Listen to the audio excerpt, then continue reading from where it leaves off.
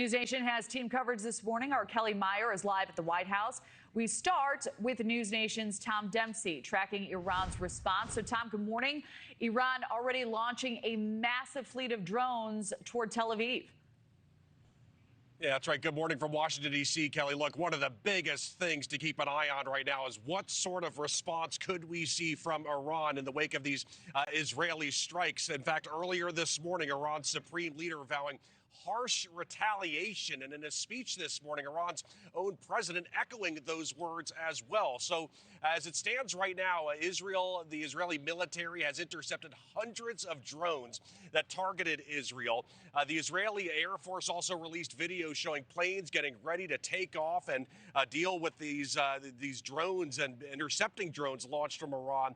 Israel's not shared details if any of the drones caused damage, but as we can see right here, shortly after news of the strikes came down, Iran's supreme leader wrote, quote, that regime should anticipate a severe punishment by God's grace. The powerful arm of the Islamic Republic's armed forces won't let them go unpunished. Video from Iran showed a mosque raising what's known as a red flag of revenge.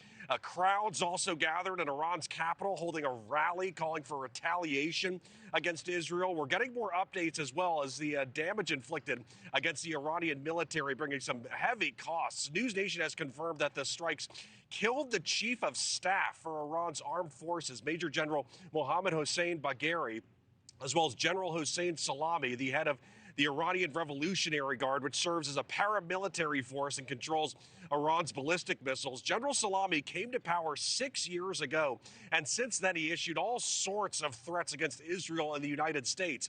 We also know the strikes killed the commander of the Iran Emergency Command, as well as the commander of the Iran Revolutionary Guard Air Force, and at least 2 nuclear scientists. But the Israeli military now warning of, quote, rough hours ahead. So in a post to X, Senate Majority Leader John Thune describing past concerns with Iran and threats of it building a nuclear weapon before writing, quote, Iran should heavily consider the consequences before considering any action against Americans in the region. And to drive home sort of the real world concerns that are out there right now, the U.S. Embassy in Israel also issuing this warning to Americans in Israel and in the Middle East, describing a need for caution and possible rocket strikes and attacks that could lie ahead.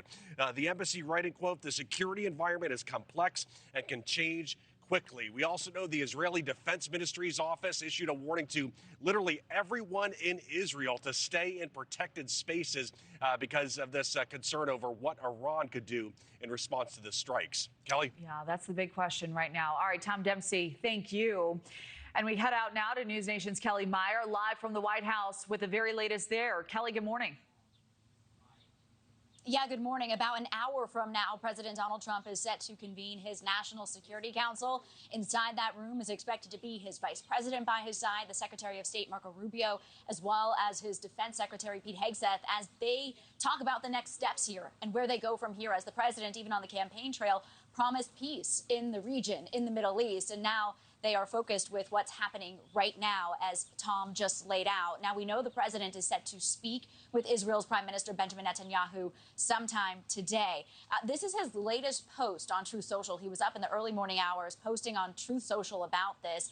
He said, 2 months ago, I gave Iran a 60-day ultimatum to make a deal. They should have done it. Today is day 61. I told them what to do, but they just couldn't get there. Now they have perhaps a second chance. The president saying that he's giving Iran a second chance to come to the table on a U.S.-Iran nuclear agreement. We know they have been in the works on that for several months now, at least. We know that 6th round of talks was set for this Sunday. Iran is saying those talks are now off the table as a result of the attacks. We also know something else that's going to come up in the Situation Room this morning is about the U.S. shifting some military resources in the Middle East in response to Israel's strikes on Iran. A Navy destroyer is being directed toward the Eastern Mediterranean, and then a second destroyer is available if needed. This is one of the topics, again, expected to come up this morning during his meeting with the National Security Council. We'll also be watching for that potential phone call between President Trump and Israel's Prime Minister. We know the two have been speaking in recent days. The last reported official phone call was on Monday, but even the president himself